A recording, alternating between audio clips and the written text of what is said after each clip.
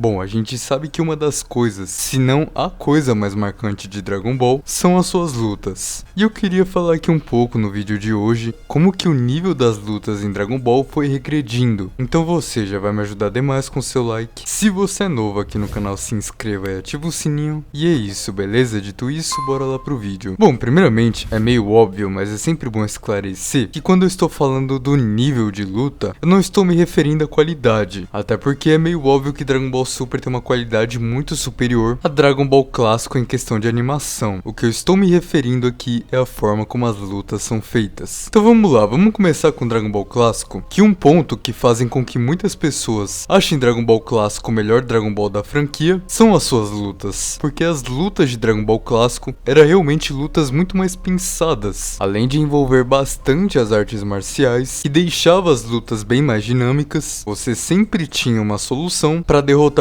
cada adversário diferente. E o melhor de tudo é que o Akira ainda misturava isso com comédia, né? O que acabava ficando muito bom. Por exemplo, o Mestre Kami usa a cabeça do Kuririn para simular a lua e destransformar o lobisomem. Kuririn ganha do Bactéria porque o poder do Bactéria é tipo ser muito fedorento e o Kuririn não tem nariz. O Yantia que ganha do Homem Invisível porque o Mestre Kami vê os peitos da Bulma e acaba jorrando sangue em cima dele. Então eu acho que como em Dragon Ball clássico tinha muito torneio, o que acabava não sendo uma saga muito criativa em relação à história, o Akira pensava muito nas lutas, né, em deixar as lutas bem criativas mesmo. Outro ponto bem interessante em Dragon Ball clássico são as próprias técnicas, né, porque as técnicas em Dragon Ball clássico elas são bem voltadas para as artes marciais também, como o ataque do lobo do Yantia, a técnica do Tenshinhan que faz ele ter 4 braços, o Zanzoken do Mestre Kami, entre outras. Além de uma coisa que eu gostava bastante, de como Dragon Ball clássico sempre valorizava a experiência. Na verdade, eu acho que isso nem aconteceu tantas vezes, mas um exemplo muito bom é a final do torneio do Goku contra o Jack Chun, porque os dois tinham praticamente a mesma força. Só que o Jack Chun ele acaba vencendo, obviamente, por quê? Porque ele tem mais experiência, ele sabe controlar o poder dele, diferente do Goku que quando se transforma em Ozaru perde totalmente o controle. Então a forma como as lutas de Dragon Ball clássico eram pensadas e bem versáteis, bem diferente uma da outra, já era um ponto bem interessante. Então Dragon Ball clássico, ele não focava apenas em você ser mais forte que o vilão, mas sim em você tentar counterar o vilão. E isso é muito legal, né? Porque, por exemplo, quando você enfrenta o adversário no torneio, você não vai ter a oportunidade de fugir e ficar mais forte que ele. Se você sair da batalha, você perde. Então aquela é a sua única chance de derrotar o adversário. Se você não é mais forte que ele, você tem que tentar fazer o quê? Counterar ele, descobrir o ponto fraco dele e se aproveitar disso. E é isso que acontecia bastante em Dragon Ball clássico e era feito de uma maneira bem feita. Um exemplo que eu posso dar de uma cena assim em Dragon Ball Z é quando o Goku descobre que o Freeza não consegue sentir o Ki e ele se aproveita disso para usar contra o Freeza. Mas a gente vai falar dessa cena daqui a pouco. E aí a gente vai para Dragon Ball Z. Dragon Ball Z, na minha visão, ele já muda muito o estilo das lutas em relação a Dragon Ball clássico. Porque o que acontece aqui? Na minha visão, o Akira, ele tinha que pensar numa maneira de mostrar que realmente os personagens de Dragon Ball Z são muito mais fortes que de Dragon Ball clássico. E é por isso que ele começa a investir bastante nas técnicas de Ki, como por exemplo a Death Ball, que um ataque de Ki como a Death Ball, ele consegue passar muito mais imponência de ser um ataque realmente muito poderoso do que, sei lá, um ataque do lobo do Yantia. Se eu chegar em você e colocar o ataque do lobo com a Death Ball um do lado do outro e falar assim pra você, ó, os dois ataques têm a mesma força, qual que vai parecer mais forte? Obviamente a Death Ball. Pelo tamanho dela, pelos raios que saem dela, tudo, fica bem mais fácil de você compreender o nível do personagem. Então isso acaba fazendo com que, na minha visão, as técnicas saem muito da vibe de artes marciais e acaba virando técnicas baseadas apenas em Ki. Mas ainda assim era interessante ver as habilidades, por exemplo, que o Goku aprendia, porque eram habilidades que acabavam entrando no repertório dele. E eu acho que isso é muito bom para você mostrar a evolução do personagem, não só em questão de força, mas como lutador também. O Goku ele aprende técnicas bem versáteis em Dragon Ball Z. Em maioria delas ele vai usar mais pra frente. E isso é muito interessante, né? Porque quanto maior maior o repertório do lutador, mais versátil a luta pode ficar. Como era o caso do Kaioken, da Genkidama, do teletransporte e até mesmo das fusões na saga Majin Buu. Mas a questão de Dragon Ball Z é que, no meu ponto de vista, ele já abandona muito as artes marciais, e eu acho que isso se deve a alguns fatores, como eu disse anteriormente. As técnicas são muito mais baseadas em Ki agora, e também porque os personagens voam, né? Então eu acho que isso também acaba prejudicando um pouco, mas por mais que as artes marciais tenham sumido um pouco em Dragon Ball Z, não quer dizer exatamente que as lutas são ruins. É apenas um estilo diferente de luta. Um exemplo é a luta do Goku versus Majin Vegeta, que é uma luta sensacional. Mas outra coisa que vai mudar em relação a Dragon Ball Clássico é a resolução das batalhas. Como eu disse pra vocês em Dragon Ball Clássico, muitos adversários eles eram derrotados não era porque simplesmente um era mais forte que o outro, mas porque um pensava numa maneira de derrotar o outro. E como eu disse antes, isso até acontece em alguns momentos em Dragon Ball Z, como é o caso do Goku se aproveitar do Freeza não conseguir sentir o Ki e usar isso contra ele. Mas a diferença é que isso nunca resolve uma batalha. E o que eu tô falando aqui é tanto pra Dragon Ball Z como pra Dragon Ball Super. O Goku acha uma maneira de derrotar o Freeza, mas no final o que realmente decidiu a luta dele contra o Freeza foi a força bruta. Até porque desde que ele se transformou em Super Saiyajin, ele sempre se mostrou superior ao Freeza. Então o que eu queria falar sobre Dragon Ball Z é isso. Eu acredito que ele abandona bastante as artes marciais, principalmente em relação às técnicas, que são muito mais voltadas para Ki, mas ainda assim não deixa de ter lutas excepcionais. Eu acho que realmente só muda muito o estilo de Dragon Ball clássico. Além do que, Dragon Ball Z ele tinha uma coisa que era muito bem feita, que era o desenvolvimento dos personagens durante uma luta, saca? O Akira consegue fazer as duas coisas ao mesmo tempo e acaba dando um resultado muito bom. Por exemplo, o Goku Super Saiyajin contra o Freeza, que o Goku deixa se controlar pela raiva, vai se tomando pela raiva, mas no final ele percebe que matar não é uma solução e ele fica até triste por ter matado o Freeza. Você tem a luta do Gohan versus Cell, que é maravilhosa, entre várias outras. Por isso que, na minha visão, as lutas de Dragon Ball Z não são ruins, elas apenas tomam um rumo muito diferente de Dragon Ball clássico, com um tom mais sério, tudo, mas que consegue desenvolver e ter uma narrativa muito boa. E aí a gente chega em Dragon Ball Super. Dragon Ball Super, ele é um pouco estranho, né? Porque ele tenta usar aquele conceito que eu falei, de você buscar uma solução e procurar um ponto fraco no adversário para derrotar ele, em algumas ocasiões, mas até quando eles acertam, eles conseguem errar. E eu vou dar um exemplo aqui para vocês entenderem. A gente tem a luta do Goku versus o Frost. O Frost é um adversário diferente, né? Porque ele não é alguém que sai totalmente na porrada, mas ele usa o veneno para derrotar seus adversários. Levando em consideração que o Goku é alguém que sempre gosta de acompanhar o nível do adversário, não é tão estranho a gente imaginar que ele realmente possa ter sido pego de surpresa pelo Frost. Mas aí, qual que vai ser o problema aqui? É que depois, na luta do Piccolo versus o Frost, eles usam o mesmo arroz com feijão que eles usaram na luta contra o Goku e derrota o Piccolo da mesma maneira. E o pior de tudo é que eles fazem isso com o Piccolo, que é o único personagem secundário que tá lutando naquela saga. Ou seja, além de você desmerecer pra caralho o personagem do Piccolo com uma luta besta dessa, você desmerecendo o único personagem secundário que tava no torneio, acaba decaindo um pouco a qualidade da saga. Agora, outro problema que me incomoda muito nas lutas de Dragon Ball Super é a questão de se adaptar à batalha. E cara, isso é usado de uma maneira tão excessiva e tão exagerada em Dragon Ball Super que acaba ofuscando umas mensagens que a própria obra quer passar. Por exemplo, vamos lá na luta do Goku contra o Hito. A luta começa muito boa, principalmente no mangá, mostrando como o Goku é um gênio na batalha, como ele consegue pegar detalhes mínimos e raciocinar todos eles. Tanto que ele até explica por que o Hito fica com a mão no bolso. Sim, isso tem uma explicação. E aí ele vai counterando o Hito, prevendo onde é que o Hito vai estar usando o salto temporal, papapá, papapá, papapá. Só que aí depois de um tempo, a luta fica simplesmente uma luta normal. Tipo, não parece mais que tá tendo salto temporal, nem nada do gênero. Fica uma luta como qualquer outra, tipo Goku versus Cell, Goku versus Freeza, fica uma luta de bate-bate, pá. E aí no anime o Goku usa o Blue Kaioken e o Hito vai se adaptando à batalha. Você tem uma luta que tinha muito potencial, que era a luta do Hito versus o Dispo, que é uma das lutas mais estratégicas de Dragon Ball pra mim, né? Toda a questão do salto temporal, com a velocidade do Dispo, que também tem uma audição muito genial. E aí, pô, acaba ficando uma luta realmente muito foda de se ver. Só que aí o que acontece? O Hito se adapta à batalha e vence do Dispo. Aí, pô, você tem a luta do Goku contra a Caulifla. Eles enaltecem o Goku, falando que o Goku é muito foda, porque ele é um artista marcial, ele tem muita experiência. Diferente da Kefla, que só briga em rua. Você fala, pô, é muito foda eles enaltecerem esse lado do do Goku, né? Mas aí o que que acontece? A Caulifla se adapta à batalha e pronto, já chega no nível do Goku. Você percebeu como eles tacaram foda-se na arte marcial e na experiência do Goku só porque a Caulifla se adaptou na batalha? E isso acontece de novo na saga do Granola. O Vegeta no Blue Evolution, ele conseguiu tancar o Granola porque ele fala, né, que o Vegeta tem muita experiência em batalha, ele sempre viveu em luta, ele sabe lutar e isso dá uma vantagem pra ele. E aí você fala, pô, é muito legal os caras enaltecer esse lado do Vegeta e dar valor pra experiência, né? E aí o que que acontece? O Vegeta ele alcança uma nova transformação e ainda assim perde para o Granola. Por quê? Porque o Granola se adaptou à batalha. Então, além deles usarem excessivamente essa adaptação de batalha, ela acaba ofuscando uma mensagem que o próprio autor quer passar. Além do Black no anime, que tipo, mano,